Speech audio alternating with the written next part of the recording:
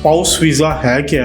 Spouse visa actually है कि अगर आप पाकिस्तान से या यूके में किसी जगह से भी आप एक सेटल्ड बंदे के साथ, आप ब्रिटिश नेशनल है या जिसके पास इंडेफिनिट लीव टू रिमेन है, आप उसके साथ शादी करते हैं और उसके बाद आप उसके डिपेंडेंट अगर बाहर से हैं तो यूके में आते हैं, अगर यूके के अंदर हैं तो उसके बेस पे आप आगे सेटलमेंट रूट पे जाते हैं। कितनी रिक्वायरमेंट है इसकी सैलरी की या आपकी इनकम की जिसके बाद आपका स्पाउस वीज़ा? जी 29,000 है। 29,000 पर ईयर ये होनी चाहिए। अगर शादी यहाँ पे हुई है, जो स्पाउस है अगर उसकी भी इनकम है तो क्या वो फिर वो दोनों की इकट्ठी हो सकती है? उस पर हो सकती है। पाकिस्तान में अगर शादी हुई है क्या रजिस्टर करवानी पड़ेगी या उससे उसके अलावा? जितने दुनिया में कॉमनवेल्थ कंट्रीज हैं, ठीक, उनके अंदर अगर आपकी मैरिज सेरेमनी होती है तो उसके लिए फिर आपको यहाँ पे आके दोबारा मैरिज सेरेमनी करने की जरूरत नहीं है। That is acceptable. तो बहुत सारे लोग इसमें कंफ्यूजन का भी शिकार रहते हैं, क्या ऑनलाइन शादी मानी जाती है यहाँ? ये इन सर्टन केसेस एक्सेप्ट हुए। अच्छा, एज लॉन्ग एज के एक एविडेंस, सॉलिड एविडेंस है जिसमें लोग तो वो एक्सेप्ट करते हैं। ये भी सुना ना सख्ती बहुत हो रही है कि ये शेम मैरिजेस होती हैं तो इस चक्कर में। हाँ, लेकिन वो इसीलिए उससे पहले वो सारा होम ऑफिस, रजिस्ट्रेशन ऑफिस पहले सारा कुछ चेक करता है। इंटरव्यू के लिए भी बुला सकते हैं अगर उनको डाउट हो तो बुलाते हैं इंटरव्यू के लिए। बिस्मिल्लाहिर्रहमानिर्रहीम। मैं उधर जावेद और हाजिर हूँ आपकी खिदमत में लीगल फोरम के साथ। हम इस प्रोग्राम में बरतानिया के इमिग्रेशन माहिरीन जो हैं उनको बुलाते हैं और उनसे आपके जो सवालात हैं उनका जवाब हासिल करने की कोशिश करते हैं। इसी सिलसिले में एक सबसे बड़ी इंक्वायरी आजकल आ रही है कि जो स्पाउस वीज़ा है उसकी कंडीशंस क्या हैं, क्या जो डिफरेंट रूल्स हैं चेंज होते हैं उन पे इम्पैक्ट होता है या नहीं। तो आज तफसीली बातचीत के लिए इस पर हमने मदऊ किया है अंसर महमूद चौधरी साहब को, जो कि लीगल एक्सपर्ट है इमिग्रेशन के कवानीन के हवाले से भी। उनसे बात करते हैं। बहुत शुक्रिया अंसर साहब आपका। थैंक यू जी जावेद साहब। अंसर साहब, स्पाउस वीज़ा है क्या, उसकी क्या क्या कैटेगरीज हैं और उसकी कंडीशंस या उसकी रिक्वायरमेंट्स क्या है? स्पाउस वीज़ा एक्चुअली है कि अगर आप पाकिस्तान से या यूके में किसी जगह से भी आप एक सेटल्ड बंदे के साथ, आप ब्रिटिश नेशनल है या जिसके पास इंडेफिनिट लीव टू रिमेन है, आप उसके साथ शादी करते हैं और उसके बाद आप उसके डिपेंडेंट अगर बाहर से हैं तो यूके में आते हैं, अगर यूके के अंदर हैं तो उसके बेस पे आप आगे सेटलमेंट रूट पे जाते हैं।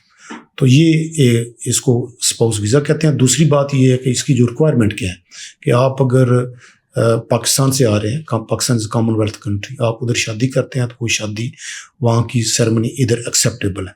आपका जो है वो आपको मैरिज सर्टिफिकेट होना चाहिए, आपकी जो वेडिंग एनिवर्सरी है उसकी आपको एविडेंस होनी चाहिए, पिक्चर्स होनी चाहिए। उसके बाद जो आपका दोनों मियाँ बीवी का ड्यूरिंग द प्रोसेस आपका यहाँ पे कॉरस्पॉन्डेंट कम्युनिकेशन है, व्हाट्सएप कॉल्स हैं या मैसेंजर है या जो भी आप यूज़ करते हैं वो एविडेंस होनी चाहिए। प्लस जो यहाँ पे स्पॉन्सर है उसकी जो बैंक स्टेटमेंट है वो 6 मंथ, अगर एम्प्लॉई है तो 6 मंथ की bank statement, pay slip, letter from the employer confirming कि इसका जॉब टाइटल क्या है, इसकी सैलरी क्या है और इसकी जॉब जो परमानेंट है या टेम्परेरी है। वो आपका घर जो है उसके सफिशिएंट अकोमोडेशन आपने प्रोवाइड करनी है। आइडियली कि उसके साथ इंस्पेक्शन रिपोर्ट लगाएं, जिस एरिया में आप रहते हैं वहाँ से जो लोकल कोई स्टेट एजेंट है वहाँ से सर्वे रिपोर्ट बना लें। आपका स्पॉन्सरशिप डिक्लेरेशन होना चाहिए जिसके अंदर मेंशन होना चाहिए कि आप जो है उसका फुल जो आपकी रिस्पॉन्सिबिलिटी है टू अकोमोडेट एवरीथिंग। आपका पासपोर्ट जाएगा साथ। वहाँ से जो एप्लीकेंट है उसका जो English language basic test A1 test वो होगा, TB टेस्ट होगा, मैरिज सर्टिफिकेट होगा साथ, और ये सारी चीज़ें आपने एप्लीकेशन के साथ सबमिट करनी है।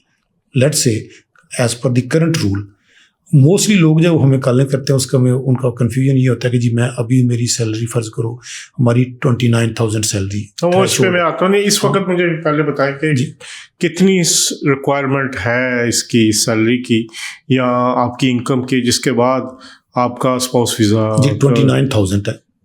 29,000 पर ईयर ये होनी चाहिए। और आपको जो डॉक्यूमेंट रिक्वायर्ड है, अगर आप एम्प्लॉई हैं तो 6 मंथ की pay slip, bank statement letter, और अगर आप सेल्फ एम्प्लॉयड हैं तो 1 साल के आपके जो बैंक स्टेटमेंट प्लस आपके जो है सेल्फ असेसमेंट जो अकाउंट्स हैं वो होने चाहिए। अगर शादी यहाँ पे हुई है, जो स्पाउस है अगर उसकी भी इनकम है तो क्या वो फिर वो दोनों की इकट्ठी हो सकती है? उस पे हो सकती है जी।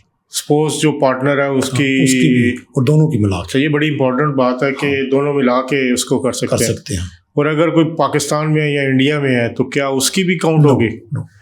आउट ऑफ यूके जो है वो काउंट नहीं होगी।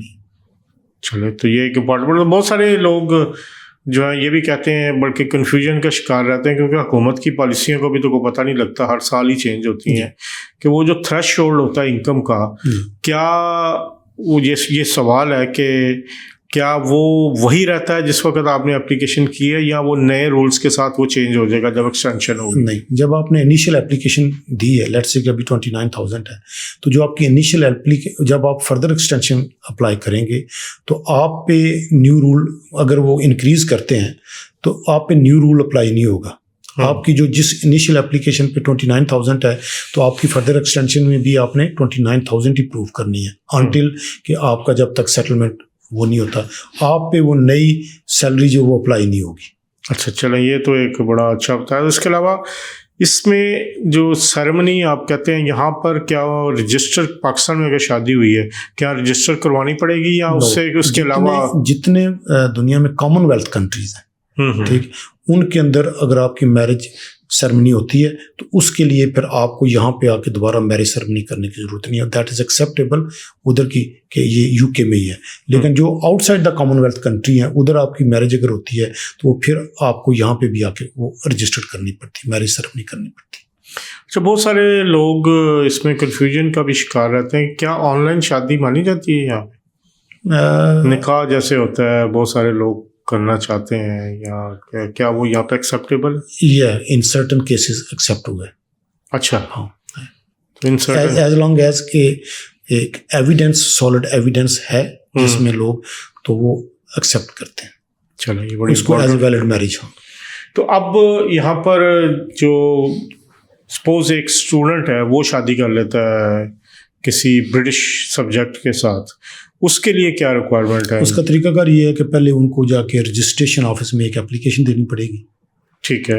और वो एप्लीकेशन होम ऑफिस उसका सारा रिकॉर्ड चेक करेगा। 72 डेज वो लेते हैं। उसके अंदर उसकी सारी इमिग्रेशन हिस्ट्री वो चेक करेंगे। उसके बाद चेक करने के बाद कि ये ठीक है उसका अगर सारा कुछ फिर उनको वो रजिस्ट्रेशन ऑफिस बुलाएंगे, मैरिज सेरेमनी होगी।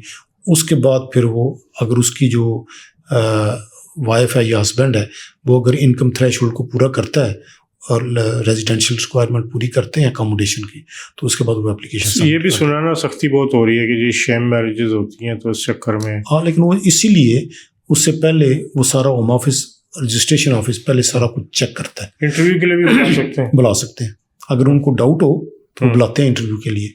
और अगर उसमें कोई शादी के बाद भी होम ऑफिस को कोई डाउट हो तो वो फिर भी दोनों को इंटरव्यू के लिए बुला सकते हैं। पहले रजिस्ट्रेशन ऑफिस वाले बुलाते हैं, दोबारा होम ऑफिस भी बुला सकते हैं। जब आपने एप्लीकेशन करनी है, एक शादी हो गई, वो सर्टिफिकेट मिल गया, हाँ, फिर उसके बाद क्या प्रोसेस है? जब आप application, spouse visa dependent application submit करते हैं, तो मैंने सर्टेन केसेस देखे हैं कि वो फिर होम ऑफिस बुला लेता है दोनों को उसके लिए कि ये कहीं जो है शेम मैरिज तो नहीं है। तो दोनों को बुला के अलग-अलग इंटरव्यू करते हैं, और उसको में इंटरव्यू में अगर उनको कुछ ज़्यादा डिस्क्रिपेंसीज या कंट्राडिक्शन हो उनके स्टेटमेंट्स में और सारी चीज़ों में, तो फिर वो उस पर वो ऑब्जेक्शन लगाते हैं।